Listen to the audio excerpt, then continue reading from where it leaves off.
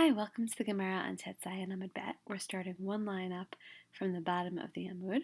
This is a review video only for material that was covered in Chavruta and presented by your peers in class.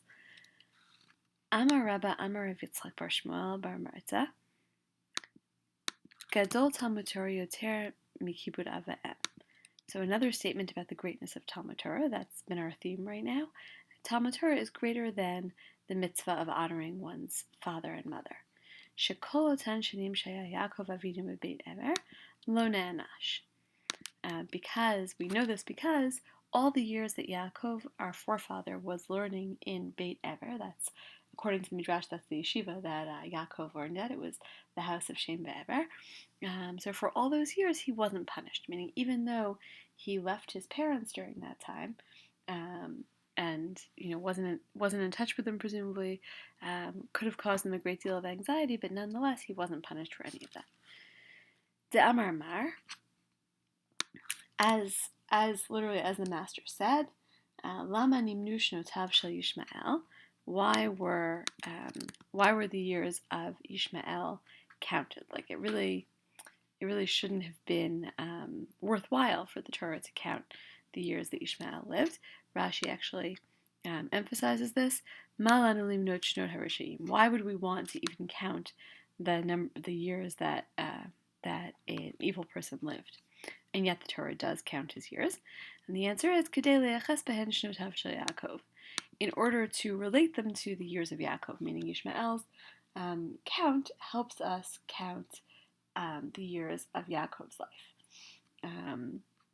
Dichtiv, as it says in Breshit, Ve'ela shnei chayei Yishmael, me'at shana v'shalshim shana v'sheva shanim. And so, in fact, it says in Breshit, these were the years of the life of Ishmael. He lived 137 years. That's how long he lived. And so it counts his years. Kama kashish Ishmael Yitzchak. How much older than Yitzchak was Ishmael, because he was the older brother? Arbe Shanim. He was 14 years older than Yitzchak. And we know this, Tichtiv, another verse from Breshit, V'Avram ben shmonim shana v'shesh shanim beledet Hagar et Ishmael Avram. So, again, this is a pasuk. Avram was 86 years old when Hagar gave birth to Ishmael. Uktiv, and it also says V'Avraham ben me'at shana b'hivaled lo et Yitzchak b'no. And it also tells us how old he was when Yitzchak was born.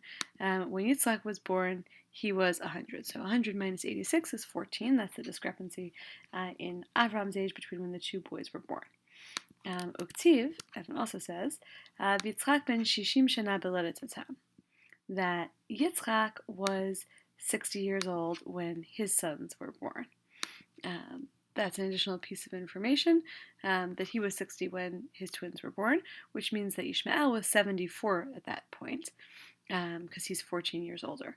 Bar kama hava Ishmael k'di'ich yeled Yaakov, bar shivim ba'arba. So that's that math, right? That Ishmael, how old was Ishmael when Yaakov had his children? When Yaakov was born. When Yitzchak had his children, he was 74. Kama paishan mishneh. So how many years at that point were left in Ishmael's life? Shtin v'tlat. There were 63 years left in his life, which means that when he died, Yaakov, who'd just been born at the point that there were 63 years left in his life, that means it has to be that when Ishmael died, Yaakov was 63 years old. V'tanya, and we learn in a Braita, Haya Yaakov Avinu b'sha'ah shnitbarach ma'aviv ben 63 shana. At the moment when Yaakov was blessed by his father, right, Yaakov tricks his father Yitzchak and gets the blessing. At that moment, he was 63 years old. Ubo b'perek met Ishmael, and in that very same perek in Breshit, Ishmael died. So this is further proof that this supports the idea that Ishmael died when Yaakov was 63.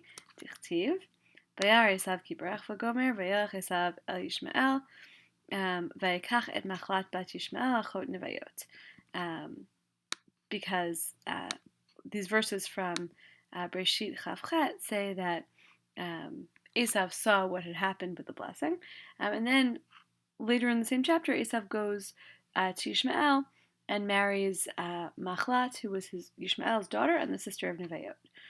Mimashma shenemar bat Yishmael, eni yodea shehi achot Nebayot. Since it says that this woman, Machlat, was the daughter of Yishmael, don't I already know that she's the sister of Nebayot? Why did the Pasuk have to tell me both relationships? So this is the hint in the parak. This is where the parak is telling us that this is the point at which Yishmael died.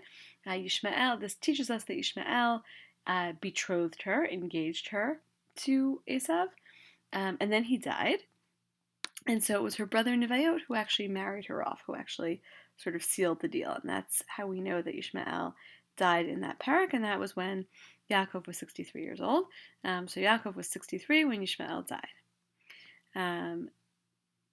Shtin v'tzlat ve'arbesar ad michaled Yosef.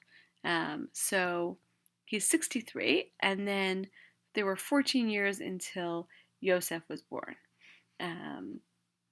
That's how long between when he left his home and when he had Yosef. So he, in the interim, married the two sisters. Hashivin v'shiva. So that brings us to 77 years old. That's his age at that time. Uktiv, and it says, also in Breshit, v'Yosef ben 30 shana ba'amdo lifnei Paro. It says much later in Breshit that Yosef was 30 when he stood before Paro. So he was born when his father was 77, and then it's another 30 years before Yosef is standing before Paro. Ha-mea v'sheva. So that means that he, meaning to continue calculating Yaakov's life, he should have been 107 years old when Yosef first was before Pharaoh. Shav de Sova v'tarte de Kanfa ha-mea v'shetzar. So then if you add to that the 7 years of lots of food, that's Sova, and then 2 years of famine, ha-mea v'shetzar. That brings us to 116, meaning because before Yosef is in touch with his brothers, you have the 7 years of plenty, and Yosef's in Egypt all that time, and then you have the 2 years of famine. It's only after 2 years of famine that the real connection with his family comes. So that brings us to Yaakov being 116 years old. So that's the point at which Yaakov comes to Egypt to see his son, and so he should be 116 years old at this point. Uktiv, but it says in the pasuk in Breshit, "Vayomer Paro Yaakov kama yemei shnei chayecha, vayomer Yaakov el Paro yemei shnei migurai shoshim u'ma'at shana." So Pharaoh asks Yaakov how old he is, and he tells him, "I'm 130 years old." Mea v'shetzar havya. But wait, we just did the math, and wasn't he 116? He wasn't really 130. He really, according to our calculations, should have been 116, so there's 14 years missing. Ella, shmamina, abas reshanin dahav beit ever lo chashiv lahu. Now, learn from here that the 14 years that he was in the house of Eber, learning in yeshiva, weren't counted in the calculation, right? They didn't even make the count at all, because he wasn't punished for those years, so they don't even get counted. Right? We don't see those years sort of recorded anywhere in the Torah, and that's why he was 130 when we think he should have been 116. Titania, as we learn in the Braita, Haya Yaakov v'beit Ever mutman arba'as shana. Because we actually have support for this in a Braita, that Yaakov was hidden away in the house of Ever for 14 years. Ever met la'achar she'arad Yaakov Avinu la'aram Naharayim shtei shanim.